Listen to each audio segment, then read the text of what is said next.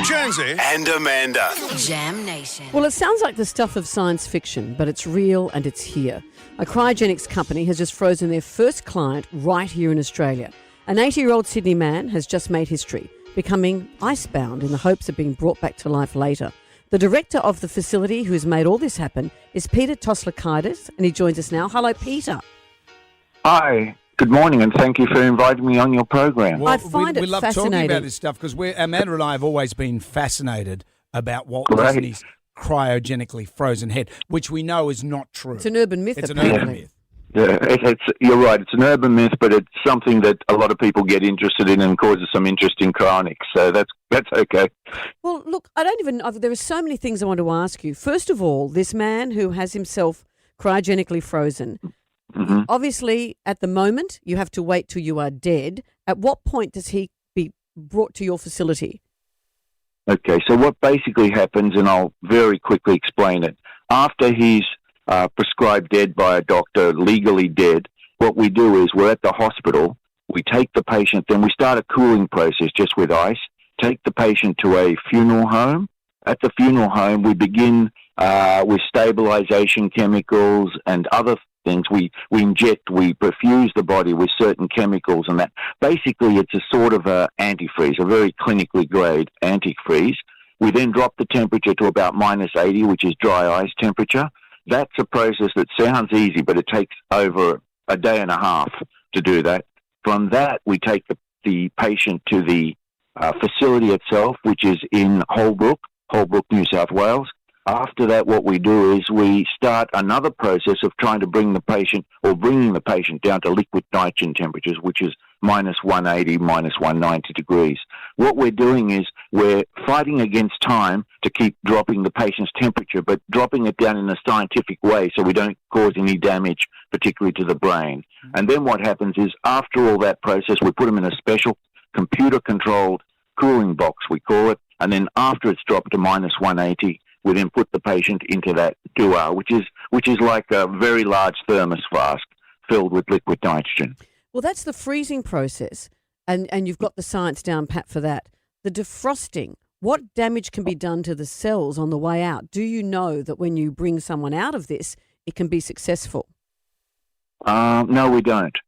And again, we say there's no guarantees in cryonics. But don't forget, the bringing out is for the science of, say, 100 to 200 years from now. Nobody knows whether it's going to be successful or not. Because once a patient is at minus liquid nitrogen temperatures, they can stay there for hundreds of years. Almost all chemical reactions and physics-type reactions stop at that time. So they can be in there for hundreds of years. Wow. So we're looking for the science of the future. Wow. But practically then, with your facility, this man has paid $170,000, I think. What does that get him? I mean, you can't even trust a gym membership. What happens if the power goes out? What happens if your company changes hands? What guarantees can you give to him? Okay. Let me answer them one by one if I can. We don't depend on power. Basically, it's deliveries of liquid nitrogen. The most important component is liquid nitrogen, which is we're particularly located, so we have 3 suppliers, actually 4 suppliers of liquid nitrogen in that area. So that's not a problem. The power could be out for months, and it wouldn't bother us. Of course, the rest of Australia might be down, but Yes. we'd be all right. But the other side of it is we are a non-profit organisation. We have a depth in our organisation, even with our current membership. We have people of my age, which is actually the retirement going out age. Then we have another generation. Then we have another generation, etc. As people reach a particular age, our organisation is very, very interested in what we're doing. They're almost passionate about what we're doing. So we have people that keep taking over time. So the people part is covered like that.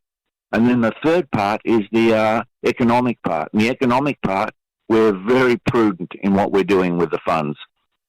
Very simply, and I won't get into economics, we basically put the funds into some very reasonable interest rate, but very secure interest rate, and the interest rate of those funds that the patient paid are what maintain them over time, because it's just basically covering the liquid nitrogen. Right. Well, it sounds like you've got it all in control. So in 200 years, you put him out on the sink like the chops, and he defrosts, and then... No, I hope it's a little bit better than that because I'm going to be one of those people. So you'll be one of those people as well, because it's interesting. This guy is 80, so when, say, for example, in 200 years' time, it all works out, he's still going to be an 80-year-old guy. No, he's going to be restored to a healthy young body. Wow. And look, I always get asked this question. We're bringing a brain back to life in 200 years. That's the idea, to bring a brain. But people are more amazed that it's going to be a healthy young body. You could almost grow a healthy young body these days through cloning, other sorts of things that are going on. Getting the brain back's the tough part, and yet people seem to be more amazed that we're bringing back a healthy young body. That's the easy part. And Peter, with you saying you're going to do this yourself, what are you hoping in 200 years? You want to see what the world is? You're just fascinated to time travel? Exactly right. Everybody has a different reason. Everybody. My reason is curiosity, fascination. There's so many things I still want to do also. So I'd love to see how things turn out. I really want to travel into the future, and I want to pick my own time of when I pass away, when I die. Wow. Well, that's Not the next... let it be. Yeah. Go on, sorry. I was going to say, that's the next thing, is you have to wait till someone has died now, but that may change, you think, in the future, that people can be frozen before they're dead? It's the only possibility of that is if euthanasia becomes quite widespread. We're not depending on that. That's not our basis. But if, for example, a country like Switzerland, where euthanasia is easier, you can actually start right after death, but you can pick the time of death. Wow. The hardest thing for us now is to pick that exact time of death. Because we have to have a team of about 10 people around at that time. Well, good It's luck fascinating, with it. Peter. It's not for me, but it's amazing. Say good day to Keith Richards in He'll 200 still be years' alive. time from now.